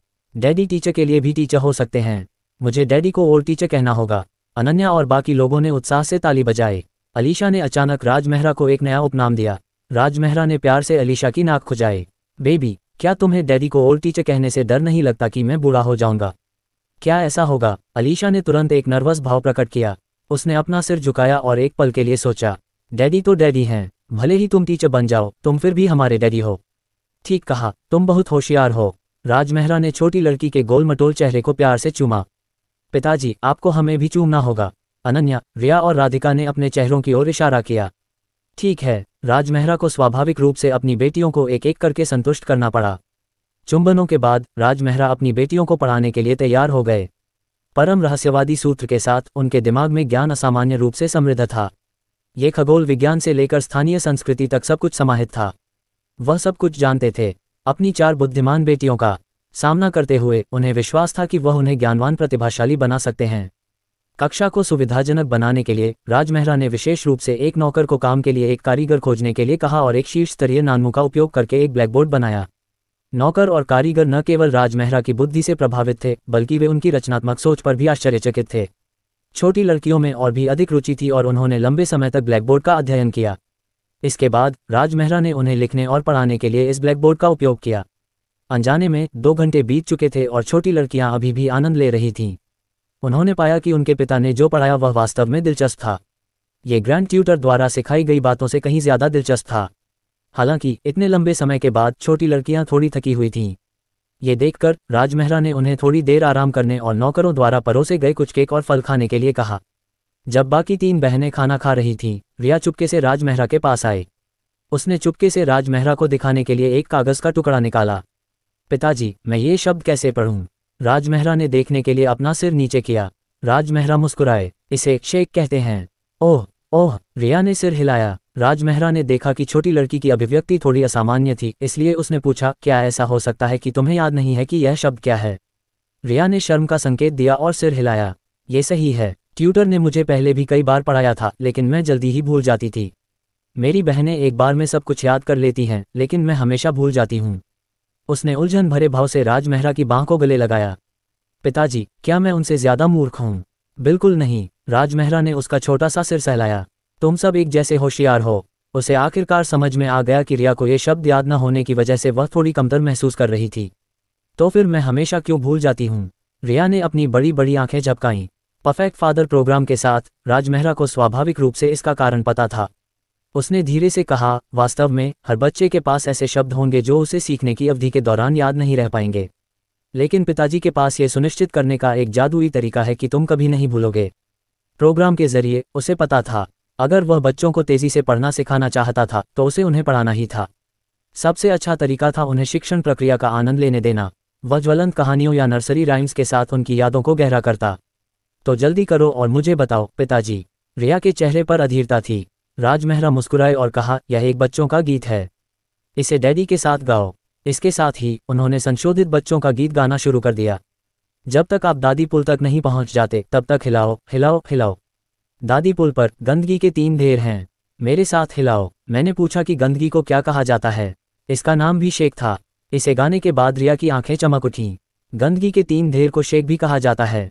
ठीक है, मेरा यही मतलब है। राज मेहरा ने पूछा, क्या अब आपको ये याद है? बिल्कुल। रिया ने तुरंत एक शब्द भी छोड़े बिना इस संशोधित बच्चों के गीत को फिर से गाया।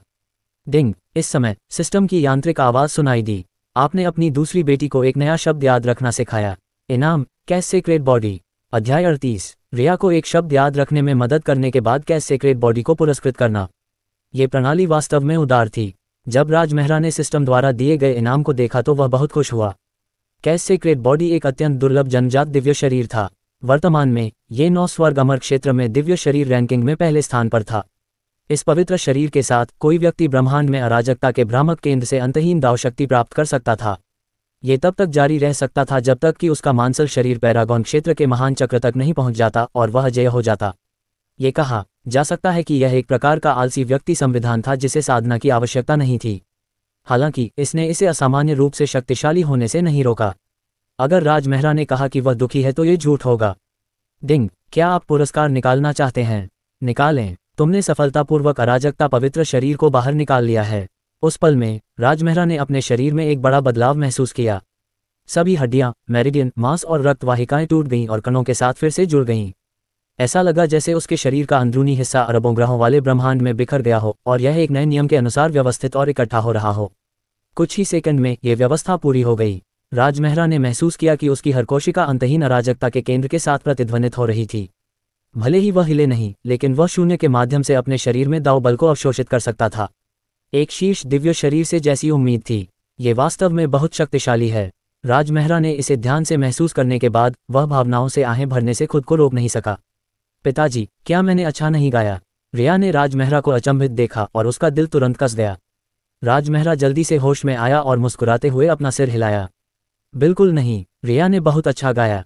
उसकी अच्छी बेटी ने एक नया शब्द सीखा जिससे राजमेहरा को दिव्य शरीर प्राप्त हुआ। राजमेहरा वास्तव में उससे बहुत प्यार करता था। ही रिया ने खुशी से ठहाका लगाया, अपने प्यारे डिंपल दिखाते हुए। जब तक उसे यह बच्चों का गाना याद था, उसे इस शब्द को फिर से याद न करने का डर नहीं था। अनन्या, अलीशा और राधिका इस समय वहां चली आईं। उन्होंने अभी अभी रिया को गाते हुए सुना था और उन्हें यह बहुत दिलचस्प लगा। रिया, तुम अभी क्या गा रही थी? अनन्या ने पूछा। रिया मुस्कुराए। पिताजी ने मुझे ये सिखाया है। चलो इसे साथ में गाते हैं। ठीक है। अलीशा ने खुशी से ताली बजाई। राधिका के चेहरे पर भी उम्मीद भरी नजर थी। इस छोटी राक्षसी को न केवल शरारत करना पसंद था, बल्कि उसे गाना भी बहुत पसंद था। फिर चारों बहनें बहुत खुश होकर आंगन में नाचती गाती रहीं। इसी समय एक मनमोहक आवाज सुनाई दी। बच्चों, तुम कौन सा गाना गा रही हो? दीपिका ने बैंगनी सुनहरे रंग का लंबा लबादा पहना और शान से अंदर चली आई। चारों छोटी लड़कियों ने जल्दी से उसे घेर लिया। माँ, ये बच्चों का गाना है जो पिताजी ने हमें सिखाया है। ये बहुत मधुर है। इसके साथ ही छोटी लड़कियों ने मिलकर गाना गाया। कितना मधुर। दीपिका ने प्रसन्न भाव से राजमेहरा की ओर देखा। उसे उम्मीद नहीं थी कि उसमें इतनी प्रतिभा होगी। जब उसने दीपिका को बच्चों को लाते देखा तो राजमेहरा ने सहजता से पूछा, क्या तुम आज कोर्ट के कामों में व्यस्त नहीं हो और बच्चों से मिलने का समय है? हाँ, दीपिका ने सिर हिलाया। एक उपकारकर्ता की सहायता मिलने के बाद 10,000 दानव साम्राज्य का मामला बहुत आसानी से सुलझ गया है। मुझे एक दिन के लिए अपने बच्चों के साथ जाना है। ओह, राजमेहरा के चेहरे पर एक बेपरवाह भाव था। वह स्वाभाविक रूप से जानता था कि वह जिस व्यक्ति की बात कर रही थी वह वही था। दीपिका ने चुपचाप अपना सिर हिलाया। अगर कोई और व्यक्ति उसकी बातें सुनता तो वह उससे जरूर पूछता कि वह उपकारकर्ता कौन था। हालांकि राजमेहरा के चेहरे पर एक बेपरवाह भाव था। अंत में उसे इन चीज़ों में बिल्कुल भी दिलचस्पी नहीं थी। उसकी महत्वाकांक्षा उन मामलों में नहीं थी। अपने विचारों को संयमित करने के बाद दीपिका ने हल्के से मुस्कुराते हुए अनन्या और बाकी लोगों से पूछा, आप लोगों ने पिछले कुछ दिनों में कोई ढिलाई नहीं बरती है ना? नहीं, पिता के साथ हम सभी कड़ी मेहनत करेंगे। बच्चों की बातें सुनकर दीपिका की मुस्कान और भी चौड़ी हो गई। चाहे जो भी हो, राजमेहरा के लिए बच्चों की देखभाल करना अभी भी सार्थक था। जब राजमेहरा उन पर नजर रखेगा तो बच्चों का होमवर्क और मार्शल आर्ट की प्रगति सुनिश्चित होनी चाहिए। अपने होमवर्क के अलावा दीपिका को बच्चों की मार्शल आर्ट की साधना की सबसे ज्यादा चिंता थी। उसने मन ही मन तय किया कि 1 और साल में जब बच्चे स्काईलाइट स्वॉर्ड तकनीक में पूरी तरह से पारंगत हो जाएंगे तो वह उन्हें उच्च स्तरीय तलवार तकनीक सिखाएगी। ठीक है, आज जब माँ फ्री हैं तो तुम लोग कहाँ जाना चाहते हो? दीपिका ने बच्चों को प्यार से देखा। चारों लड़कियों ने तुरंत अपने दिमाग को खपाया और सेंट व्यू माउंटेन जाने का फैसला करने से पहले काफी देर तक चर्चा की। उन्होंने सुना था कि पूरे साल बसंत रहता है। नॉर्थ मिस्टिक हेवन में यह एकमात्र जगह थी जहां वसंत का नज़ारा देखा जा सकता था। ठीक है, चलो सेंट व्यू माउंटेन पर चलते हैं। दीपिका ने अपना हाथ हिलाया और उसके पीछे का आसमान सुनहरी रोशनी से चमक उठा। नॉर्ड्रेगन ने मिस्टिक आइज जेड गाड़ी को बादलों से नीचे खींच लिया और यार्ड में रोक दिया। चलो चलते हैं। दीपिका ने राजमेहरा से बात की। राजमेहरा उसके पीछे गया और बच्चों को मिस्टिक आइज जेड गाड़ी पर चढ़ा दिया। नॉर्थ मिस्टिक हेवन में सबसे प्रतिष्ठित गाड़ी से जैसी उम्मीद थी, मिस्टिक आइज जेड गाड़ी की विलासिता कल्पना से परे थी। इसकी तुलना में एज्योर विंग्ड फ्लाइंग बर्ड की जेड गाड़ी बस एक आम आदमी के स्तर की थी। जेड गाड़ी के अंदर एक दूसरे के सामने 2 पंक्तियों की सीटें थीं। उन दोनों पर दिव्य फीनिक्स की नक्काशी की गई थी और वे शानदार और सुंदर थीं। राज मेहरा और दीपिका के एक दूसरे के सामने बैठने के बाद चारों छोटी लड़कियां तुरंत राज मेहरा की बाहों में आ गईं। दीपिका ने जब ये देखा तो वह अपना मुंह खोले बिना नहीं रह सकी और उसे जलन होने लगी। ये लड़कियां सच में पिता होने के बाद अपनी मां को भूल जाती हैं। राज मेहरा की बाहों में चारों छोटी लड़कियों को देखकर दीपिका खुश और असहाय महसूस कर रही थी। थोड़ी देर बाद अनन्या पलटी और दीपिका के सामने आ गई। बेबी, तुम माँ के साथ यहाँ आए हो। दीपिका खुश थी। उसकी सबसे बड़ी बेटी अनन्या अपनी माँ से सबसे ज्यादा प्यार करती थी। हालांकि उसके बोलने से पहले ही अनन्या ने उसका सुंदर हाथ पकड़ लिया। अनन्या ने कहा, माँ, हमारे साथ पिताजी की टांगों पर बैठो। दीपिका का चेहरा लाल हो गया। माँ तुम्हारे पिताजी की गोद में नहीं बैठ सकती। उसने जल्दी से अपना सिर हिलाया। क्यों? अनन्या ही नहीं बल्कि बाकी 3 लड़कियों ने भी हैरान भाव से सिर घुमाया। दीपिका ने अपनी शर्म दबाए। क्योंकि माँ बड़ी हो गई है और तुम्हारे पापा की टांगें कुचल देगी। ओह! अनन्या और बाकी लड़कियों ने इस पर ज्यादा ध्यान नहीं दिया क्योंकि उनकी माँ की बातें हमेशा से ही बहुत तर्कसंगत रही थीं। लेकिन माँ, हमारे सामने बैठना कितना अजीब है। अलीशा ने अपना सिर हिलाया। एक परिवार को एक साथ बैठना चाहिए। बैठो। राज मेहरा ने स्वाभाविक रूप से अपनी बेटियों की मानसिकता को समझा। दीपिका ने इस बारे में सोचा और राज मेहरा की पंक्ति में बैठने से पहले सिर हिलाया। उन दोनों के बीच 4 लड़कियां थीं। वे 6 लोगों के परिवार की तरह लग रही थीं। हालांकि दीपिका का चेहरा थोड़ा लाल हो गया था जबकि उसका दिल तेजी से धड़क रहा था। 4 साल में ये पहली बार था जब वह राज मेहरा के इतने करीब थी। सौभाग्य से राज मेहरा के उदासीन भाव ने अजीब माहौल को सुलझा दिया। रास्ते में दीपिका का मूड काफी शांत था। जब वे सेंट व्यू माउंटेन पर पहुंचे तो उन्होंने देखा कि यहाँ तो पूरे साल बसंत ही रहता है। ये फूलों और हरियाली से भरा हुआ था। काफी देर तक बच्चों के साथ खेलने के बाद दीपिका एक तरफ खड़ी हो गई और उसने राज मेहरा और बच्चों को कोमल आंखों से देखा। हालांकि राज मेहरा दूसरे पुरुषों से अलग था और उसकी कोई महत्वाकांक्षा नहीं थी, लेकिन इस तरह के दिन भी बहुत आरामदायक और शानदार थे। वह नॉर्थ मिस्टिक हेवन की महारानी थी, सम्राट दायरे की एक शक्तिशाली महिला। कभी कभी उसे बहुत दबाव महसूस होता था। उसे राज मेहरा से बोझ साझा करने के लिए नहीं कहना चाहिए था। उस स्थिति में वह इसे जारी रहने देती। वह अकेले ही दबाव झेलती। दीपिका ने मन ही मन सोचा। उसकी निगाह दृढ़ थी और ऐसा लग रहा था कि उसने कोई बड़ा फैसला ले लिया है। अध्याय 39। नीले बादल राष्ट्र के बाहर निचला क्षेत्र। 4 नीले पंखों वाले पक्षी एक विशाल और शानदार जेड गाड़ी को खींचते हुए तेजी से नीले बादल राष्ट्र की ओर उड़ रहे थे। जहां भी यह गया अनगिनत लोग इसे देखने के लिए रुक गए। हरे पंखों वाला उड़ने वाला पक्षी जेड गाड़ी, यह उत्तरी रहस्यवादी स्वर्ग महल की जेड गाड़ी है। सामने एक रहस्यवादी बर्फ जेड गाड़ी है और पीछे एक उड़ने वाला पक्षी जेड गाड़ी है। उत्तरी रहस्यवादी स्वर्ग महल के सदस्य एक के बाद एक निचले क्षेत्र में क्यों दिखाई दिए? आप और मैं दोनों निचले क्षेत्र के नश्वर हैं। हम इन चीजों का अनुमान लगाने के लिए कैसे योग्य हैं? इतनी शानदार और महान जेड गाड़ी पर सवार होने में सक्षम होना वास्तव में ईर्ष्या का विषय है। ... जेड गाड़ी नीले बादल राष्ट्र के ऊपर आकाश में प्रवेश कर गई। बहुत से लोग यह अनुमान लगाने से खुद को नहीं रोक पाए कि जेड गाड़ी में बैठा व्यक्ति ब्लू क्लाउड नेशन से जुड़ा हुआ है। इस समय इसी तरह ब्लू क्लाउड नेशन की बाहरी सीमा से 1000 किलोमीटर दूर 1000 से ज्यादा लोगों की घुड़सवार सेना ब्लू क्लाउड नेशन की ओर तेजी से आगे बढ़ रही थी। कोई देख सकता था कि उनके नीचे खूंखार और लंबे काले बालों वाले बाघ के आकार के राक्षस जानवर थे। उन सभी ने अपनी छाती और पीठ पर भारी काले लोहे के कवच के साथ स्केल्ड बीस्ट खाल पहनी हुई थी।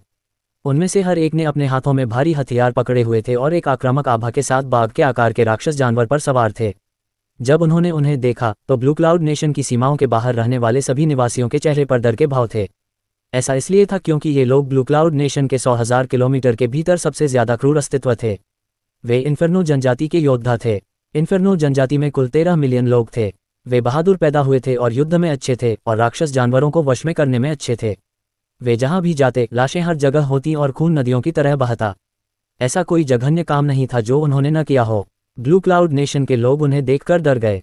हरे पंखों वाली उड़ती हुई पक्षी गाड़ी को ब्लू क्लाउड नेशन के ऊपर आसमान में प्रवेश करते देखने के बाद इन्फर्नो जनजाति के नेतृत्व में 3 शूरवीरों ने अपनी गति धीमी कर दी और साथ ही पूरी टीम ने भी अपनी गति धीमी कर दी। उन्होंने जेड गाड़ी की ओर देखा। बाईं ओर पूरी दाढ़ी वाला बड़ा आदमी बोला, क्या ये हो सकता है कि जेड गाड़ी वास्तव में ब्लू क्लाउड नेशन की ओर जा रही है? उसका नाम ब्रदर म्यू था और वह इन्फर्नो जनजाति के 10 महान योद्धाओं में से एक था। उसके बगल में बीच में खड़े आदमी के कानों से 2 काले कंकाल लटक रहे थे। वह बहेरिन था जो इन्फर्नो जनजाति के नेता बहेरटू का छोटा भाई था। उसने व्यंग्य किया, Blue Cloud Nation Eastern Wasteland में बस एक छोटा सा देश है। ये नॉर्थ मिस्टिक हेवन के लोगों के साथ संबंध रखने के योग्य कैसे हो सकता है? जैसे ही उसने बोलना समाप्त किया, जेड गाड़ी सभी की दृष्टि से ओझल हो गई। क्योंकि दूरी बहुत अधिक थी, इसलिए यह पता लगाना असंभव था कि जेड गाड़ी ब्लू क्लाउड नेशन में उतरी थी या पहले ही निकल चुकी थी। भाई विकास और दूसरे योद्धा ने एक दूसरे को देखा और सिर हिलाने से पहले एक पल के लिए विचार किया। तुम सही हो। अगर एज्योर क्लाउड एम्पायर को नॉर्थ मिस्टिक हेवन के शाही परिवार का समर्थन प्राप्त था, तो वे हमारे इन्फर्नो जनजाति द्वारा कैसे दबाए जा सकते थे? बहेरिन ने व्यंग्य किया। ये सही है। आज हम ब्लू क्लाउड नेशन की ओर जाएंगे। हमें उनसे ज्यादा पैसे वसूलने चाहिए। चाहे वह रेशम हो, गहने हो या सुंदरियां हो, हमारी इन्फर्नो जनजाति उन सभी को चाहती है। अगर अविनाश सरीन, वह बेकार राजा, हमें अस्वीकार करने की हिम्मत करता है, तो हम ब्लू क्लाउड नेशन के हर कोने में इन्फर्नो जनजाति का सीन बजा देंगे। भाई विकास और बाकी लोग गर्व से मुस्कुराए। ठीक है। Blue Cloud nation, imperial palace. सम्राट अविनाश सरीन उदास भाव से अपने सिंहासन पर बैठे थे। अविनाश सरीन ने एक गहरी सांस ली और असहाय होकर आसमान की ओर देखा। मैं, अविनाश सरीन, आज न केवल पूर्वजों और पिछले सम्राटों को निराश करूंगा, बल्कि मैं इस दुनिया के नागरिकों को भी निराश करूंगा। पिछले साल में इन्फर्नो जनजाति अकल्पनीय दर से बढ़ी थी। उन्होंने पागलपन से अपनी लड़ाई शुरू की और आसपास की छोटी जनजातियों को अपने कब्जे में लेने के बाद उन्होंने अपना ध्यान उत्कृष्ट ब्लू क्लाउड नेशन पर केंद्रित कर दिया। पिछले साल ब्लू क्लाउड नेशन और इन्फर्नो जनजाति की सेनाओं ने 100 से ज्यादा लड़ाइयां लड़ी थीं। उनमें से ज्यादातर इन्फर्नो जनजाति ने जीती थीं। इससे न सिर्फ इन्फर्नो जनजाति का मनोबल काफी बढ़ गया, बल्कि इससे ब्लू क्लाउड नेशन की तीनों सेनाओं का मनोबल भी गिर गया। ब्लू क्लाउड नेशन अब क्रूर और अनुचित इन्फर्नो जनजाति से निपटने में सक्षम नहीं था। इस देश की रक्षा के लिए अविनाश सरीन को इन्फर्नो जनजाति के साथ शांति स्थापित करने के लिए मजबूर होना पड़ा। आज इन्फर्नो जनजाति के उपनेता बहरीन किसी को ब्लू क्लाउड नेशन में शर्त रखने के लिए लाएंगे। चाहे अविनाश सरीन कितने भी मंदबुद्धि क्यों न हो, उन्हें पता था कि वे निश्चित रूप से बहुत अधिक कीमत मांगेंगे। शायद आज की बातचीत के बाद ब्लू क्लाउड नेशन के दिन और भी अधिक दुखद होंगे। ये सोचकर अविनाश सरीन ने फिर से अपना सिर हिलाया और उसकी आंखों में अपमान के आंसू भर आए। महाराज, कुछ बड़ा हुआ है। इस समय प्रधानमंत्री चंद्रा मुख्य हॉल में भागे। उनके घबराए हुए चेहरे को देखकर अविनाश सरीन का दिल अचानक बैठ गया। क्या ये हो सकता है कि बहरीन और बाकी लोग यहाँ थे? क्या हुआ? अविनाश सरीन ने अपनी घबराहट को दबा लिया। चंद्रा ने गहरी सांस ली और कहा, अभी अभी उत्तरी मिस्टिक हेवन राजपरिवार से एक जेड गाड़ी ब्लू क्लाउड नेशन में उतरी है। मुझे लगता है कि एक बहुत ही महत्वपूर्ण व्यक्ति आया है। उत्तरी मिस्टिक हेवन राजपरिवार से कोई ब्लू क्लाउड नेशन में क्यों आएगा? अविनाश सरीन चौंक गए और खुश हो गए। मैं इस मामले की जांच करने के लिए किसी को भेज रहा हूं, चंद्रा ने कहा। तुम क्या जांच कर रहे हो? अविनाश सरीन ड्रैगन कुर्सी को थपथपाते हुए उत्साह से खड़े हो गए। मैं बहरीन और बाकी लोगों का इंतजार करूंगा। उस जगह जाओ जहां जेड गाड़ी मेरे यहां उतरेगी। चाहे कोई भी हो, तुम्हें अपना सम्मान देना होगा। अगर तुम उसे महल में आमंत्रित कर सको तो मैं तुम्हें ड्यूक की उपाधि प्रदान करूंगा। ये सुनकर चंद्रा भी उत्साहित हो गए और जल्दी से सहमत हो गए। हाँ, मैं अभी जाऊंगा। उसे जल्दी से जाते देख अविनाश सरीन ने आसमान की ओर देखा। मुझे उम्मीद है कि स्वर्ग इस अज्ञात बड़े आदमी को ब्लू क्लाउड नेशन को बचाने देगा। ब्लू क्लाउड नेशन, रायपुर शहर। हरे पंखों वाली पक्षी गाड़ी एक सुदूर घास के मैदान पर रुकी। फिर भी इसने बहुत ध्यान आकर्षित किया। हालांकि इन लोगों ने केवल दूर से देखने की हिम्मत की और पास जाने की हिम्मत नहीं की। उनकी नज़र में गाड़ी के अंदर का व्यक्ति निश्चित रूप से 9 स्वर्ग अमर क्षेत्र से एक अत्यंत सम्मानित व्यक्ति था। अगर वे अपनी अशिष्टता के कारण कार में बड़े आदमी को नाराज करते तो संभवतः पूरा ब्लू क्लाउड नेशन पीड़ित होता। इस प्रकार एक चमत्कारी दृश्य बना। हरे पंखों वाली उड़ती हुई पक्षी जेड गाड़ी के 5 किलोमीटर के दायरे में किसी की हिम्मत नहीं हुई। राजमहरा अपनी 4 बेटियों के साथ गाड़ी में बैठे थे। ये देखकर कि वे पहले ही जमीन पर उतर चुके थे, राजमहरा ने अपनी 4 बेटियों को उठाया और चुपचाप जेड गाड़ी से निकलने से पहले एक मुहर बनाई। लिन परिवार के आंगन में राजमहरा बच्चों के साथ आंगन में उतरा। उसने चारों ओर देखा। कुछ समय के लिए उसके जाने के बाद घर में सब कुछ वैसा ही था। युवा स्वामी रमेश काका ने राजमहरा को आंगन में खड़े देखा और तुरंत प्रसन्न भाव से उसका अभिवादन किया। उसने अपनी आंखों में प्यार के साथ चारों छोटी लड़कियों को देखा। चारों छोटी राजकुमारियां और भी प्यारी होती जा रही हैं। अनन्या और बाकी लोगों ने जल्दी से उसे प्रणाम किया। नमस्कार दादाजी फू। ये सुनकर रमेश काका बहुत खुश हुए। उन्होंने बार बार सिर हिलाया। हाँ, उन्हें उम्मीद नहीं थी कि शक्तिशाली उत्तरी रहस्यवादी स्वर्ग की महारानी की बेटी उन्हें दादा कहेगी। अगर मेहरा परिवार के पूर्वजों को इस बारे में पता चलता तो वे निश्चित रूप से क्रोधित होते। रमेश काका ने अपना सिर उठाया और राजमहरा को विस्मय से देखा। अगर वह हमेशा राजमहरा के साथ नहीं रहती थी और उसकी देखभाल नहीं करती थी तो उसे बच्चों द्वारा इस तरह पुकारे जाने का अधिकार कैसे हो सकता था? युवा मास्टर, मुझे लगा कि आप आज घर लौट आएंगे, इसलिए मैंने पहले से ही खाना तैयार कर रखा है। रमेश काका ने सम्मानपूर्वक अपना हाथ आगे बढ़ाया। युवा मास्टर, अंदर आइए। खाना खाने के बाद हम बूढ़े मास्टर की कब्र पर चलते हैं। राजमहरा ने सिर हिलाया। आज कब्र साफ करने का दिन था। वह इस बार बूढ़े मास्टर की कब्र पर जाने के लिए लौटा था। अध्याय 40। रमेश काका ने एक शानदार दोपहर का भोजन तैयार किया। हालांकि यह राज मेहरा द्वारा पकाए गए बेहतरीन व्यंजनों जितना स्वादिष्ट नहीं था, फिर भी इसने बच्चों को खुशी से खाने पर मजबूर कर दिया। ये भोजन शांति और खुशी के साथ समाप्त हुआ। रात के खाने के बाद राज मेहरा अपनी बेटियों को खेलने और आराम करने के लिए लिविंग रूम में ले आए। रमेश काका ने प्रसाद, कागज के पैसे, धातु की सिल्लियां और अन्य सामान निकाले जो उन्होंने पहले से तैयार किए थे।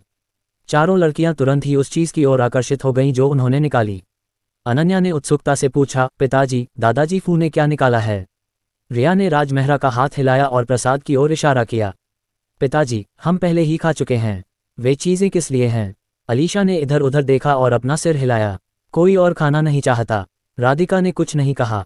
वह प्रसाद और कागज के पैसों को घूरती रही। उसकी बड़ी बड़ी काली आंखें लगातार हिलती रहीं और वह गहराई से सोचती हुई लग रही थी। राज मेहरा मुस्कुराया। ये सभी वस्तुएं हमारे दिवंगत पूर्वजों की याद में इस्तेमाल की जाती हैं। भोजन को प्रसाद कहा जाता है और ये चीज़ें जो बैंक नोट जैसी दिखती हैं उन्हें कागज़ के पैसे और कागज़ से बनी धातु की सिल्लियाँ कहा जाता है। हर कब्र साफ करने के दिन लोग अपने पूर्वजों की याद में प्रसाद, कागज़, पैसे और सिल्लियाँ निकालते हैं। और टिल्ड, चारों लड़कियों ने सिर हिलाया। अनन्या ने कहा, तो कब्र साफ करने का दिन पूर्वजों के लिए एक त्योहार है। राज मेहरा ने प्यार से अपनी छोटी नाक खुजाई। होशियार, रिया ने अपना हाथ उठाया। मैं भी जानती हूँ कि ये प्रसाद, कागज़, पैसे और सिल्लियाँ सब दादाजी के लिए हैं। हाँ, राज मेहरा ने अपना छोटा सा सिर रगड़ा। अलीशा और राधिका राज मेहरा की बाहों से नीचे कूद पड़ीं। पिताजी, पिताजी, चलो जल्दी से दादाजी के घर चलते हैं। ये देखकर कि छोटी लड़कियां अधीर थीं, राज मेहरा उन्हें लिन परिवार की गाड़ी में ले आया और अपने पिता की कब्र तक गया। जब वे पहुंचे तो रमेश काका ने सबसे पहले कब्र से खरपतवार हटाने में मदद की, फिर प्रसाद की व्यवस्था की और कागज जलाने शुरू कर दिए।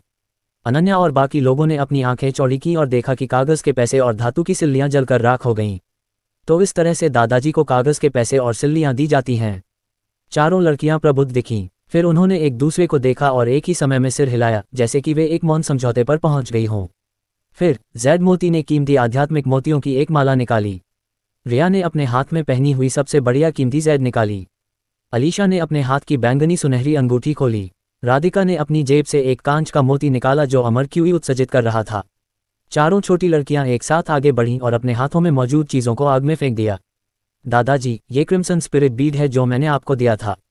दादाजी, मेरा मिस्टिक आइज जैद आपके लिए है। दादाजी, मेरी बैंगनी सोने की अंगूठी कीमती है। दादाजी, बेझिझक मेरे मोती का इस्तेमाल करें। राज मेहरा, जो रमेश काका के साथ कागज जला रहे थे, उन्हें उम्मीद नहीं थी कि छोटी लड़कियां ऐसा करेंगी। ये देखकर कि चारों खजाने जल गए हैं, राज मेहरा हंसी और आंसू के बीच फंस गए। बच्चों, दादाजी तुम्हारा सामान नहीं पा सकेंगे। ये कैसे हो सकता है? छोटी लड़कियां दंग रह गईं। ये सभी खजाने बहुत कीमती थे। अगर दादाजी उन्हें नहीं पा सके तो यह अफसोस की बात होगी। राज मेहरा असहाय था और वह केवल उठकर उन्हें बलि समारोह के बारे में बता सकता था। छोटी लड़कियां लगभग तुरंत समझ गईं। उन्होंने निराश भाव प्रकट किए और महसूस किया कि उन्होंने कुछ गलत किया है। दादाजी निश्चित रूप से उनके अच्छे इरादों के बारे में नहीं जानते होंगे। राज मेहरा ने उन्हें प्यार से गले लगाया और धीरे से कहा, बच्चों, भले ही दादाजी तुम्हारा सामान न ला पाएं, लेकिन वे खुश होंगे। सच में, छोटी लड़कियों की आंखें आश्चर्य से चमक उठीं। बेशक, कब्र साफ करने के दिन सबसे महत्वपूर्ण बात नेक इरादे हैं। राज मेहरा मुस्कुराए। जब तक आप नेक इरादे रखते हैं, ये सबसे अच्छा उपहार होगा। मैं समझ गया। अनन्या और अन्य ने राहत भरी मुस्कान दिखाई। डिंग, इस समय सिस्टम की आवाज़ अचानक राज मेहरा के दिमाग में गूंज उठी। आप और आपकी बेटियों ने एक सार्थक त्योहार मनाया। इनाम, ताइयान पिल स्क्रॉल। राज मेहरा ने अपनी भौहें उठाईं। बहुत बढ़िया। सिस्टम परिचय के अनुसार ताइयान पिल स्क्रॉल में गोलियों को परिष्कृत करने के लिए आवश्यक सभी ज्ञान और तकनीकें शामिल थीं। इस पिल स्क्रॉल के साथ न केवल वह तुरंत गोली शोधन के लिए आवश्यक सभी अवयवों की पहचान कर सकता था, ये किसी सड़े हुए पदार्थ को जादुई चीज में बदल सकता था और सभी प्रकार की दुर्लभ औषधीय गोलियों को परिष्कृत कर सकता था। ये कहा जा सकता है कि यह कीमिया के बारे में एक सुपर विश्वकोश था। अपनी बेटियों के साथ जाने के बाद उसे ऐसा इनाम मिला। राज मेहरा को लगा कि जीवन वाकई बहुत बढ़िया है। डिंग, क्या तुम इनाम निकालना चाहते हो? निकालें। ताइयान पिल स्क्रॉल का सफल निष्कर्षण। जानकारी 20%, 100% पूरी हो गई। एक पल में पिल स्क्रॉल में मौजूद सभी रिकॉर्ड और जानकारी राज मेहरा के दिमाग में आ गई। तुम सच में मेरी अच्छी बेटियां हो। राज मेहरा खुश हुआ और उसने अपनी चारों बेटियों में से हर एक को चूमा। अनन्या और बाकी सभी बेहद खुश थे। जाहिर है, आज उन्होंने जो किया था उससे उनके पिता बहुत खुश हुए थे। पिताजी, क्या हम थोड़ी देर और लोअर रियल में खेल सकते हैं? राधिका अभी नॉर्थ मिस्टिक हेवन लौटने को तैयार नहीं थी। अनन्या और बाकी दोनों के मन में भी यही विचार आया। लोअरियल्म अभी भी उनके लिए बहुत दिलचस्प था। जरूर, कब्र साफ करने के अलावा तुम कब्र साफ करने के दिन झूला झूल सकते हो और पतंग उड़ा सकते हो। डैडी तुम लोगों को मौज मस्ती के लिए ले आएंगे। राजमेहरा के चेहरे पर एक प्यार भरी मुस्कान थी। वाह, छोटी लड़कियां बेहद खुश थीं। शाम के समय राजमेहरा अपनी बेटियों को वापस जैद गाड़ी में ले आया। दूर से उसने देखा कि एक बूढ़ा आदमी आलीशान दरबारी पोशाक में जैद गाड़ी के पास खड़ा था और बेचैनी से आगे पीछे घूम रहा था। इस प्रकार राजमेहरा सीधे जैद गाड़ी में नहीं चढ़ा। इसके बजाय वह अपनी बेटियों को थोड़ी दूर पर जमीन पर ले आया और साथ में जैद गाड़ी की ओर चल पड़ा। शोर सुनकर चंद्रा ने पलटकर देखा। उसने राजमेहरा की सुंदर शक्ल और असाधारण व्यवहार देखा। उसके बगल में खड़ी चारों बेटियां और भी प्यारी थीं, छोटी परियों की तरह। चंद्रा ने तुरंत एक उत्साहित भाव प्रकट किया और जल्दी से आगे बढ़कर प्रणाम किया। क्या तुम इस जैद गाड़ी के मालिक हो? राजमेहरा ने थोड़ा सिर हिलाया और पूछा, तुम कौन हो? चंद्रा इतना उत्साहित था कि उसके हाथ थोड़े कांप रहे थे।